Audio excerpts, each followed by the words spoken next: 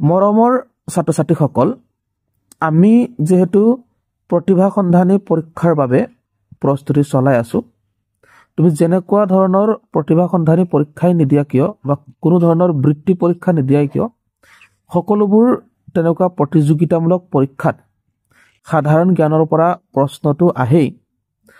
তুমি ক্লাছ 4 বা ক্লাছ 5 বা ক্লাছ 6 বা 7 বা 8 যি ক্লাছৰে নহওক কিয়, সাধাৰণ জ্ঞানৰ প্ৰশ্নসমূহ সকলোৰে কাৰণে একেটাই থাকে।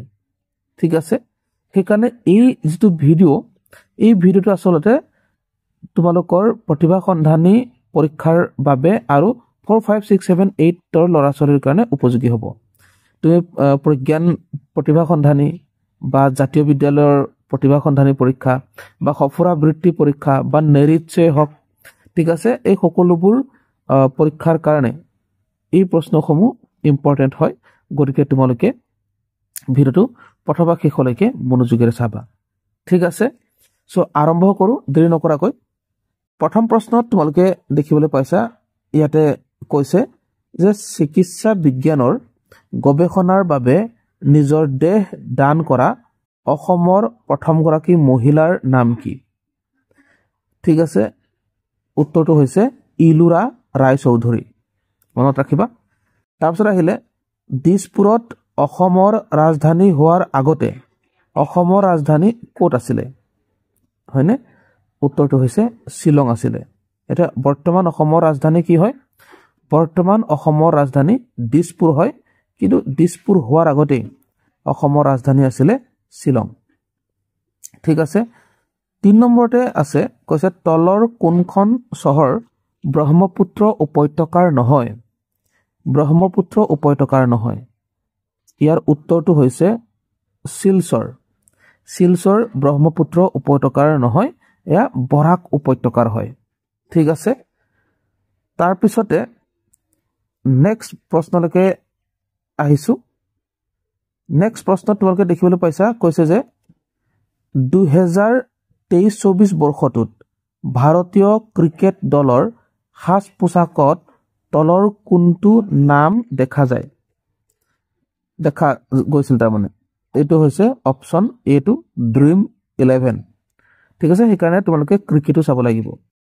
সাধাৰণ জ্ঞানৰ কাৰণে তোমালোকে যিকোনো টিভি শ্ব' চাব লাগিব, ক্ৰিকেটো চাব লাগিব, বাতৰিও পঢ়িব লাগিব, মানে নিউজ চেনেলো চাব লাগিব।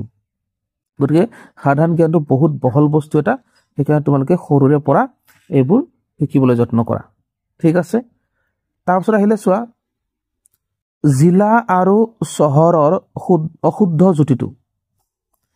ঠিক আছে, যে বঙাইগাঁও, যোগীঘোপা, কাছাৰ, মানকাছাৰ, শিৱসাগৰ, শিমলুগুৰি, ধেমাজি, মুৰকংচেলেক। চ' ইয়াৰ অশুদ্ধ জুতি কি হ'ব? ইয়াৰ উত্তৰটো হৈছে কাছাৰ আৰু মানকাছাৰ, এইটো হৈছে অশুদ্ধ জুতি। ঠিক আছে, বাকীবোৰ চব ঠিকে আছে। চ' নেক্সট যদি চাওঁ, নেক্সট আহিলে কি, জ্ঞানপীঠ বঁটা প্ৰাপক প্ৰথমগৰাকী অসমীয়া কোন আছিলে? জ্ঞানপীঠ, উত্তৰ হৈছে বীৰেন্দ্ৰ কুমাৰ ভট্টাচাৰ্য। তাৰপিছত আহিলে, বিশ্বৰ বৃহত্তম সাগৰখনৰ নাম কি? বিশ্বৰ বৃহত্তম সাগৰখনৰ নাম হৈছে দক্ষিণ চীন সাগৰ। ঠিক আছে, চ' নেক্সট প্ৰশ্ন,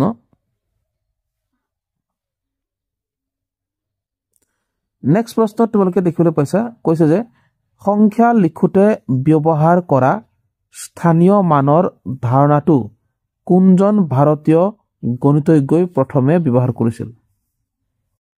ইয়াৰ উত্তৰ হৈছে আৰ্যভট্ট। তাৰপিছত আহিলে, দক্ষিণ পশ্চিম মৌচুমী বতাহৰ বাবে অসমত প্ৰচুৰ বৰষুণ হয়, মানে কোনটো কালত হয় এইটো সুধিছে।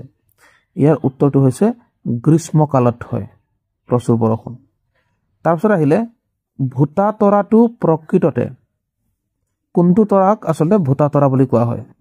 এয়া হৈছে শুক্ৰ গ্ৰহ। ঠিক আছে, কোনটো তৰা মানে শুক্ৰ গ্ৰহক। গ্ৰহবোৰ কিন্তু তৰা নহয়, এইটো তোমালোকে মনত ৰাখিবা। গ্ৰহবোৰ তৰা নহয়, কাৰণ তৰাবিলাকৰ নিজৰ তাপ আৰু পোহৰ থাকে, গ্ৰহৰ কিন্তু নিজৰ তাপ আৰু পোহৰ নাথাকে কিন্তু শুক্ৰ গ্ৰহক ভূতাতৰা বুলি কয় কাৰণ শুক্ৰ গ্ৰহক আমাৰ পৃথিৱীৰ পৰা কোনো স্থানৰ পৰা দেখা পোৱা যায় তৰা নিচিনাকৈ জিলিকি থাকে সেইকাৰণে শুক্ৰ গ্ৰহক ভূতাতৰা বুলি কয় ওকে সো ইয়াত আহিলে অসমৰ আৰবি কলেজ ক'ত অৱস্থিত আৰবি কলেজ ইয়াৰ উত্তৰটো হৈছে ৰঙিয়াত আছে ওকে তাৰপিছত আহিলে পৃথিৱীৰ প্ৰথম মহিলা প্ৰধানমন্ত্ৰী কোন আছিলে ইয়াৰ উত্তৰ হৈছে শ্ৰীমাভু বন্দৰ নায়ক ওকে শ্ৰীমাভু বন্দৰ নায়ক আছিলে পৃথিৱীৰ প্ৰথম মহিলা প্ৰধানমন্ত্ৰী বহুত ইম্পৰ্টেণ্ট প্ৰশ্ন নেক্সট আহিলে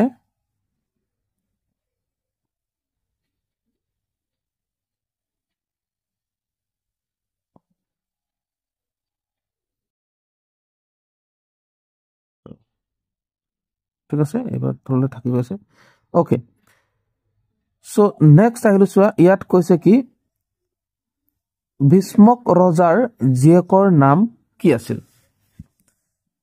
ভীষ্মক ৰজাৰ জীয়েকৰ নাম আছিলে ৰুক্মিণী ঠিক আছে ইয়াত আমাৰ মহাভাৰতৰ কাহিনী ইয়াত আহিছে ভগৱান শ্ৰীকৃষ্ণৰ যি ভাৰ্যা আছিলে ঘৈণীক আছিলে ৰুক্মিণীৰ দেউতাকৰ নাম আছিলে ভীষ্মক ৰজা ঠিক আছে আৰু কৈছে উমানন্দ মন্দিৰ নিৰ্মাণ কৰোৱা ৰজাগৰাকী কোন আছিলে উমানন্দ মন্দিৰ কোনে নিৰ্মাণ কৰাইছিল ইয়াৰ উত্তৰটো হৈছে গদাধৰ সিংহ ঠিক আছে তাৰপিছত আহিলে ভাৰতবৰ্ষৰ প্ৰথম ৰাষ্ট্ৰপতি গৰাকীৰ নাম কি ভাৰতবৰ্ষৰ প্ৰথম ৰাষ্ট্ৰপতি গৰাকী উত্তৰ হ'ল ডক্টৰ ৰাজেন্দ্ৰ প্ৰসাদ ঠিক আছে এইবোৰ বহুত ইম্পৰ্টেণ্ট প্ৰশ্ন হয় তোমালোকে মনত ৰাখিবা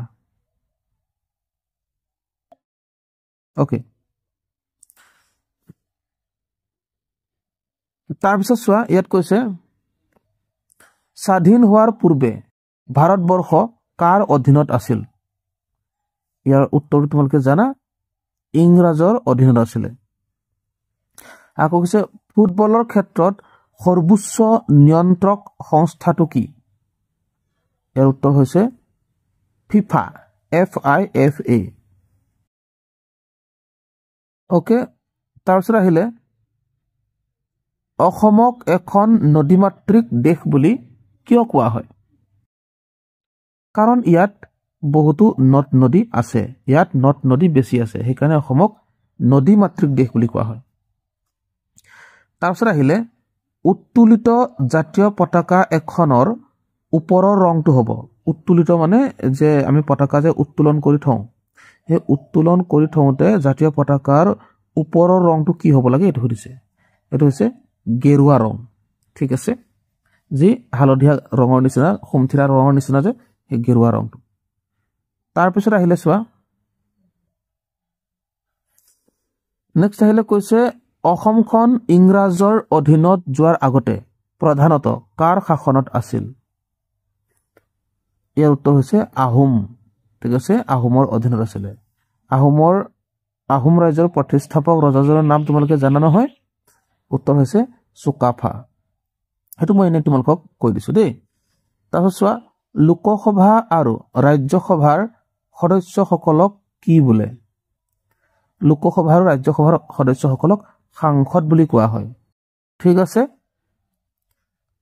বিধানসভাৰ সদস্যসকলক কোৱা হয় বিধায়ক বুলি ঠিক আছে ওকে সো নেক্সট অসমৰ আটাইতকৈ পুৰণি তেল শোধনাগাৰটো ক'ত অৱস্থিত ইয়াৰ উত্তৰটো হৈছে ডিগবৈত অৱস্থিত তেল শোধনাগাৰ তাৰমানে তেলবোৰ কি কৰে শোধন কৰে লেতেৰা তেলবিলাক পৰিষ্কাৰ কৰে তাৰ পৰাই কি হয় কেৰাচিন তেল পেট্ৰল ডিজেল ইত্যাদিবোৰ ওলায় তাৰ পৰা বহুত বস্তু ওলায় ওকে তাৰপিছত হ'ল তলৰ কোনবিধ ঔষধি উদ্ভিদ নহয় ঠিক আছে ইয়াত নৰসিংহ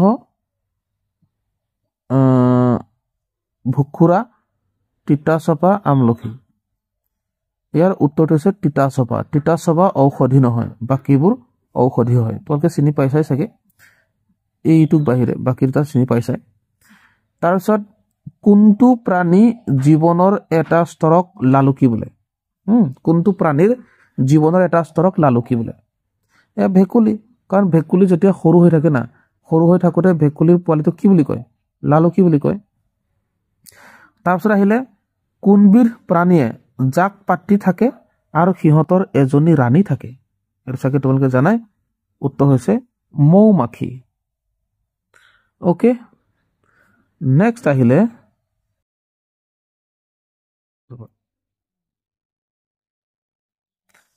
ওকে নেক্সট আহিলে চুম্বকে গজাল এটা আকৰ্ষণ কৰে কিন্তু কিতাপ এখন নকৰে কিয় কিয়নো গজালটো লুৰে নিৰ্মিত আৰু চুম্বকবিলাকে লুৰে নিৰ্মিত বস্তুকহে আকৰ্ষণ কৰে কিতাপ বা তেনেকুৱা অন্য বস্তুক আকৰ্ষণ নকৰে লুৰে নিৰ্মিত বস্তু হলেহে চুম্বকে গজাল আকৰ্ষণ কৰিছে মানে বস্তুৰ আকৰ্ষণ কৰে ঠিক আছে তাৰপিছত আহিলে কি কোনটো ভিটামিনে আমাৰ তেজ গোট মৰাত সহায় কৰে উত্তৰটো হৈছে ভিটামিন কে ঠিক আছে ভিটামিন কে ক'ত পোৱা যায় ভিটামিন কে পালেং শাক খাব লাগিব পালেং শাকত ভিটামিন কে পোৱা যায় ওকে তোমালোকে চাগে এইবোৰ কথা আগতে জানা যদিও হয়তো পাহৰিছা যদি আগতেতো যিসকলে নাই জনা তোমালোকে প্ৰথমবাৰ জানিছা বহুত ভাল কৰিছা তোমালোকে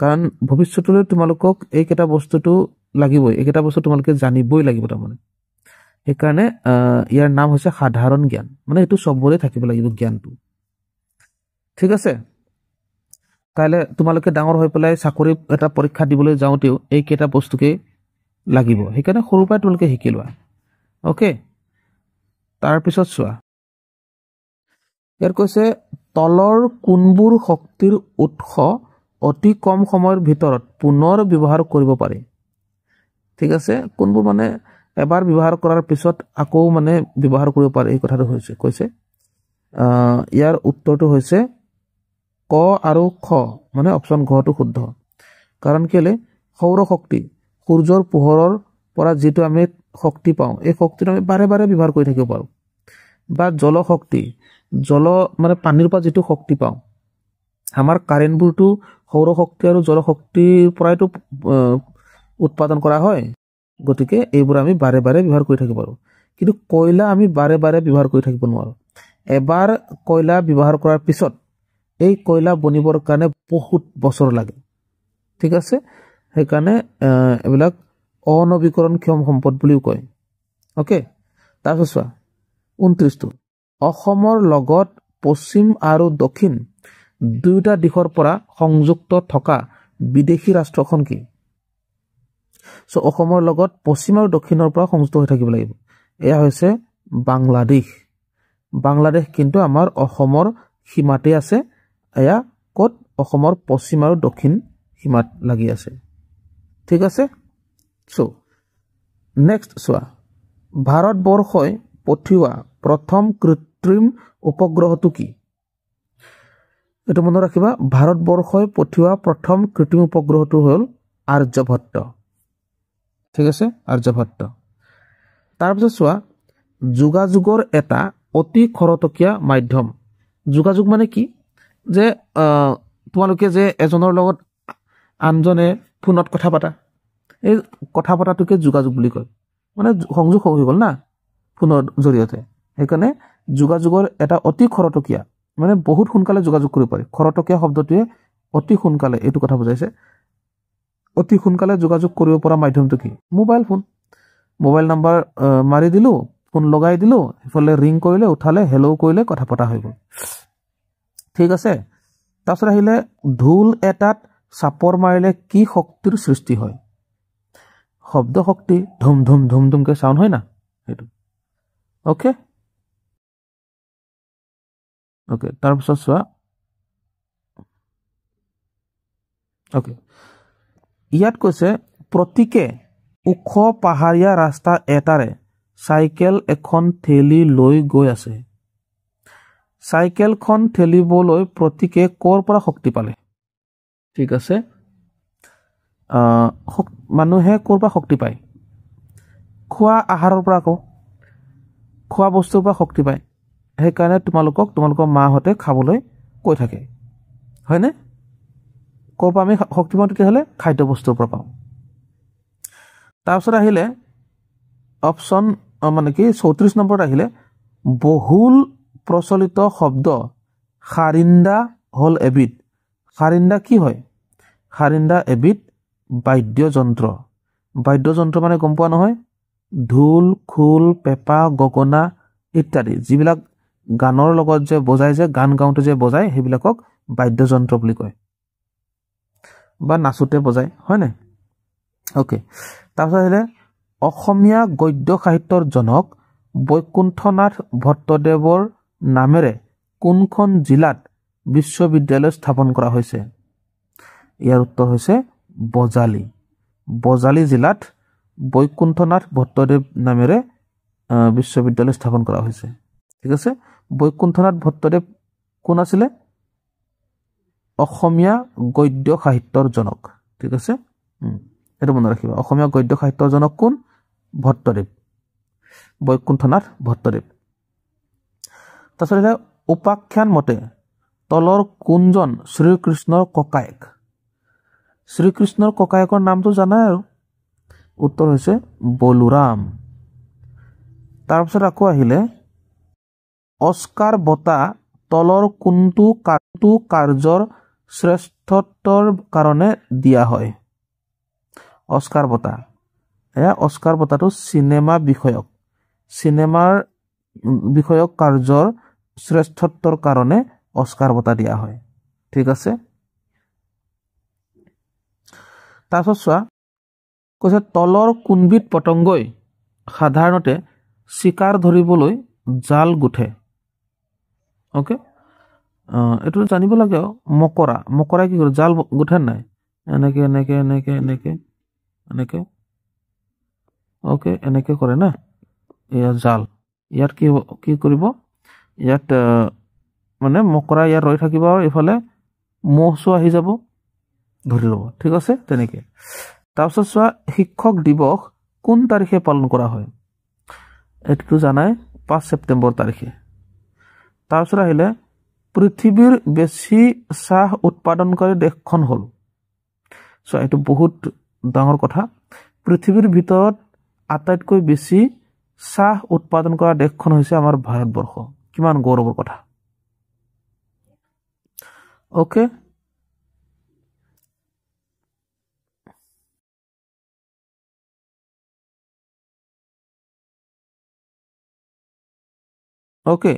তাৰপিছত চোৱা বশিষ্ঠ মুনিৰ আশ্ৰমত অৱস্থিত পাহাৰখনৰ নাম এয়া কি পাহাৰ এয়া সন্ধিয়াচল পাহাৰ বশিষ্ঠ মুনিৰ আশ্ৰম তাত আছে সন্ধিয়াচল পাহাৰত তাৰপিছত কৈছে তলৰ কোনখন জিলাক ব্ৰহ্মপুত্ৰ নদীয়ে স্পৰ্শ কৰা নাই ঠিক আছে ব্ৰহ্মপুত্ৰ নদীয়ে স্পৰ্শ নাই কৰা কোকৰাঝাৰ জিলাক স্পৰ্শ কৰা নাই বাকী গোৱালপাৰা বৰপেটা নলবাৰী গোটেই তিনিখন জিলাকে স্পৰ্শ কৰিছে ব্ৰহ্মপুত্ৰ নদীয়ে তাৰপিছত কৈছে কুশল কোঁৱৰক ফাঁচি দিয়া কাৰাগাৰখন ক'ত আছে ঠিক আছে কুশল কোঁৱৰক ক'ত ফাঁচি দিয়া হৈছিলে যোৰহাটত ঠিক আছে গতিকে কাৰাগাৰখনটো তাতে থাকিব না তাৰপিছত আহিলে কি তুৰ্বক সেনাপতিৰ লগত যুঁজ কৰা আহোম মহিলাগৰাকীৰ নাম কি আছিলে উত্তৰ আছিলে মূলা গাভৰু ওকে তাৰপিছত আহিলে বৰ ৰজা বুলি পৰিচয় দিয়া আহোম কুঁৱৰীগৰাকী কোন আছিলে উত্তৰ হ'ল ফুলেশ্বৰী কুঁৱৰী বৰ ৰজা ফুলেশ্বৰী কুঁৱৰী ঠিক আছে বৰ ৰজা বুলি ক'লে আমি পুৰুষক বুজো কিন্তু ফুলেশ্বৰী কুঁৱৰী কিন্তু পুৰুষ নহয় মহিলা আছিলে ৰাণী আছিলে তাৰপিছত আমাৰ দেশত প্ৰথম ৰেলপথ কেতিয়া নিৰ্মাণ কৰা হয় উত্তৰটো হৈছে 1853 চনত ওকে তাৰপিছত আহিলে ভাৰতবৰ্ষত প্ৰথম দূৰদৰ্শন মানে টিভিৰ কথা কৈছে টিভিৰ ব্যৱস্থা কেতিয়া আৰম্ভ হৈছিলে এয়া হ'ল 1959 চনত তাৰপিছত আহিলে পবিতৰা, মিকিৰভেটা, মায়ং আৰু কিলিং নৈ থকা জিলাখনৰ নাম কি? এই সকলোবোৰ নৈ এখন জিলাতে আছে। সেই জিলাখন কোনটো? মৰিগাঁও। মৰিগাঁও জিলাত কি কি আছে? পবিতৰা আছে, মিকিৰভেটা, মায়ং আৰু কিলিং নৈ আছে। ঠিক আছে, মৰিগাঁও।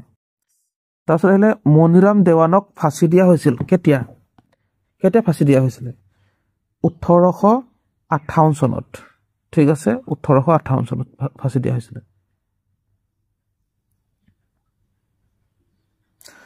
তাৰপিছত আহিলে চোৱা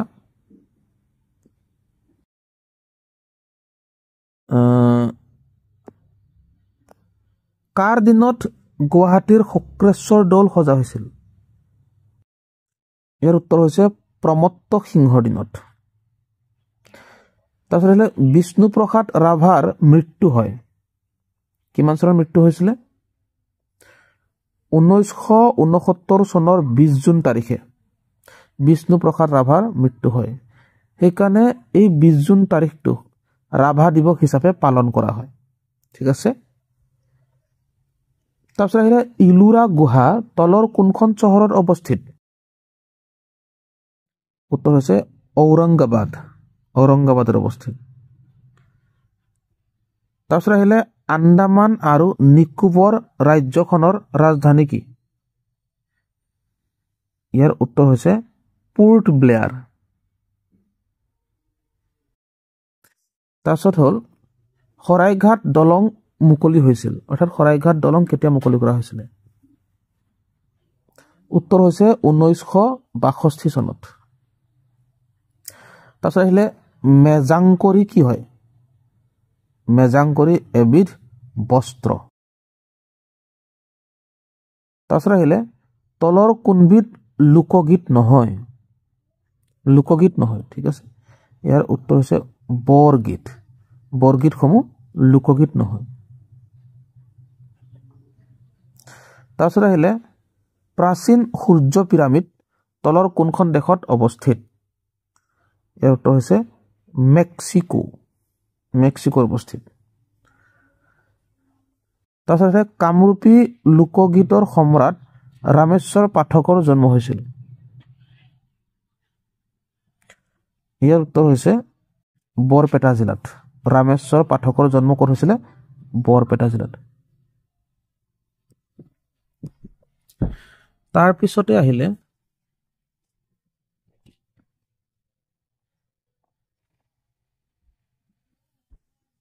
তলৰ কোনগৰাকী আহোম ৰজাই নামদাং নদীত শিলৰ দলং সজাইছিল? তাকে শিলৰ সাঁকো বুলি কৈ থাকে যে, সেয়া শিলৰ দলং সজাইছিল কোনে? উত্তৰ হৈছে ৰুদ্ৰসিংহ। তাৰপিছত আহিলে প্ৰথম অসমীয়া শিশু আলোচনী কোনখন আছিলে? এয়া হৈছে ল'ৰা বন্ধু। তাৰপিছত আহিলে অসমৰ প্ৰথম মহিলা মুখ্যমন্ত্ৰীগৰাকী কোন আছিলে? উত্তৰ হ'ল ছয়দা আনোৱাৰা টাইমুৰ। গিবন অভয়াৰণ্যখন কোনখন জিলাত অৱস্থিত? ইয়াৰ উত্তৰ হৈছে যোৰহাট জিলাত অৱস্থিত। তাৰপিছত আহিলে বিশ্বৰ বৃহত্তম সাগৰখনৰ নাম কি? এয়া হৈছে দক্ষিণ চীন সাগৰ। তাৰপিছত আহিলে সাহিত্যত নোবেল বঁটা পোৱা প্ৰথম এছিয়ান গৰাকী কোন আছিলে? ঠিক আছে, সাহিত্যত নোবেল বঁটা পোৱা প্ৰথম এছিয়ান ৰবীন্দ্ৰনাথ ঠাকুৰ। তাৰপিছতে ভাৰতৰ প্ৰথম মহিলা IPS গৰাকী কোন? উত্তৰ হৈছে কিৰণ বেদী, ভাৰতৰ প্ৰথম মহিলা IPS। তাৰপিছত আছে ব্ৰহ্মপুত্ৰ নদৰ মাজত থকা শিৱ মন্দিৰ থকা দ্বীপটোৰ নাম কি? ইয়াৰ উত্তৰ হৈছে উমানন্দ। উমানন্দ যি দ্বীপ আছে তাত শিৱ মন্দিৰ আছে, তাকে উমানন্দ মন্দিৰ বুলিও জনা যায়। তাৰপিছত আহিলে তলৰ কোনগৰাকী শ্ৰদ্ধেয় ব্যক্তিক অসমীয়া গদ্য সাহিত্যৰ জনক বুলি কোৱা হয়? উত্তৰ হৈছে বৈকুণ্ঠনাথ ভট্টদেৱক। তাৰপিছত আহিলে মহাবীৰ জয়ন্তী কোন ধৰ্মৰ ধৰ্মীয় উৎসৱ হয়? উত্তৰ হৈছে জৈন ধৰ্মৰ। আকৌ তলৰ কোনগৰাকী জৱাহৰলাল নেহৰুৰ ভনীয়েক আছিল? উত্তৰ হৈছে বিজয়লক্ষ্মী পণ্ডিত। তাৰপিছত আহিলে কোনটো ভাষা সোঁ হাতৰ পৰা বাওঁ হাতলৈ লিখা হয়? ঠিক আছে, আমি যেনেকৈ ইয়াৰ পৰা এনেকৈ লিখি এনেকৈ আৰম্ভ কৰোঁ, কিন্তু এই ভাষাটো আমি এনেকৈ লিখা দেখা যায়। এইটো কি ভাষা? এইটো হৈছে আৰবী ভাষা। ঠিক আছে, চ' নেক্সট, কলীয়া ভোমোৰা দলঙে সংযোগ কৰা অঞ্চল কেইটা হ'ল? নগাঁও আৰু শোণিতপুৰ। কলীয়া ভোমোৰা দলঙে কোন অঞ্চল দুটাক সংযোগ কৰিছে? নগাঁও আৰু শোণিতপুৰক। তাৰপিছত আহিলে কি শক্তিৰ বাবে গ্ৰহ নক্ষত্ৰবোৰ মহাকাশৰ শূন্যত উপঙি থাকিব পাৰিছে? এয়া হৈছে মহাকৰ্ষণ শক্তি। তোমালোকে ভুলতে মধ্যাকৰ্ষণ শক্তি দি দিবা, এইটো সাৱধান। ঠিক আছে, গতিকে মহাকৰ্ষণ শক্তিৰ বলতহে গ্ৰহ নক্ষত্ৰবোৰ মহাকাশৰ শূন্যত উপঙি থাকিব পাৰিছে। অ'কে, তাৰপিছত আহিলে পৃথিৱীৰ ভিতৰত আটাইতকৈ ডাঙৰ চাহ গৱেষণা কেন্দ্ৰটো ক'ত অৱস্থিত? ইয়াৰ উত্তৰ হৈছে যোৰহাট জিলাত অৱস্থিত।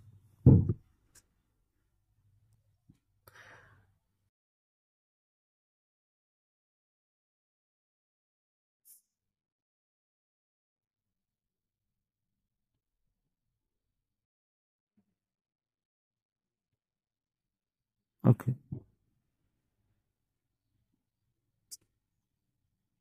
অ'কে, চ' ইয়াত আহিলে কি অসমৰ ৰাজ্যিক গছৰ নাম কি? ঠিক আছে, অসমৰ ৰাজ্যিক গছৰ নাম হৈছে হুলুং।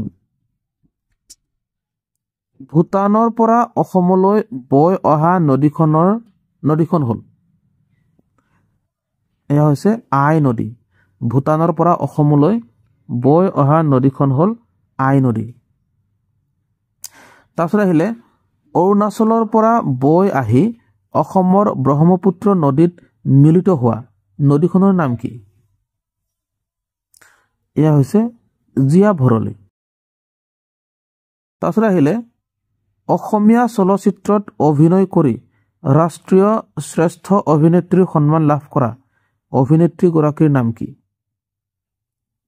উত্তৰ হৈছে মলয়া গোস্বামী। অ'কে, তাৰপিছত আহিলে হিন্দু ধৰ্মৰ বেদ কেইখন? উত্তৰ 4খন। আকৌ কৈছে পঞ্চতন্ত্ৰ নামৰ গ্ৰন্থখনৰ লেখকৰ নাম কি? ইয়াৰ উত্তৰ হৈছে বিষ্ণু শৰ্মা। আকৌ কৈছে হিন্দু উপাখ্যান মতে মহু কোনগৰাকী দেৱতাৰ বাহন? মহ, তাৰমানে মহ হয় আচলতে, মহ কোনগৰাকীৰ দেৱতাৰ বাহন? যমৰ হয়, যমৰাজ। নামবৰ বন্যপ্ৰাণী অভয়াৰণ্যখন অসমৰ 2খন জিলাৰ ভিতৰত পৰে। তাৰে এখন হ'ল গোলাঘাট জিলা, আনখন জিলা কি? উত্তৰ হৈছে কাৰ্বি আংলং জিলা।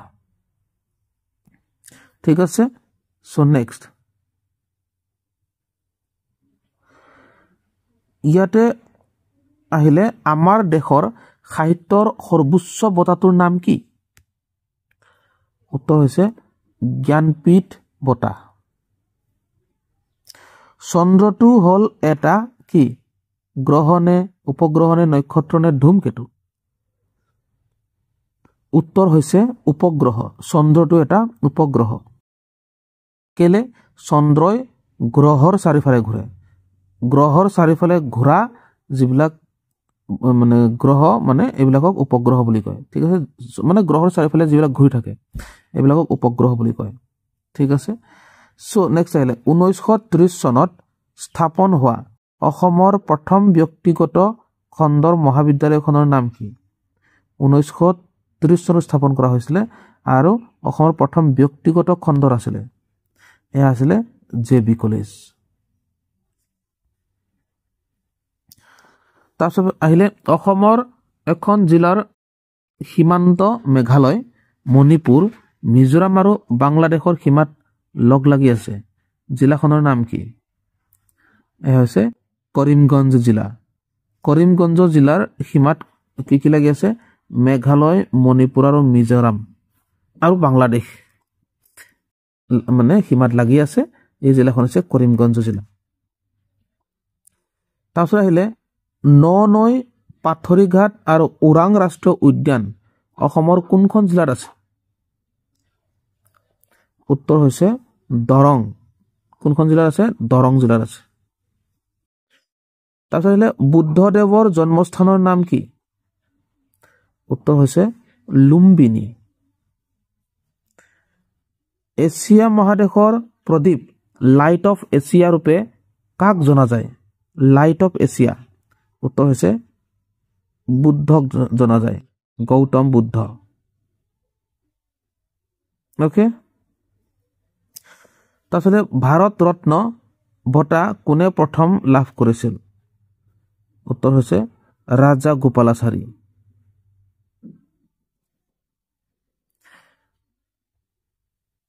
নেক্সট আহিলে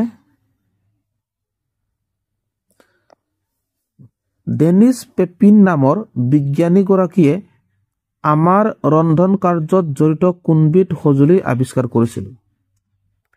ডেনিছ পেপিন বহুত আমাৰ মানে বিখ্যাত বস্তু, যেনে প্ৰেছাৰ কুকাৰ, যিটো প্ৰেছাৰ কুকাৰেৰে আমি ৰন্ধা বঢ়া কৰোঁ।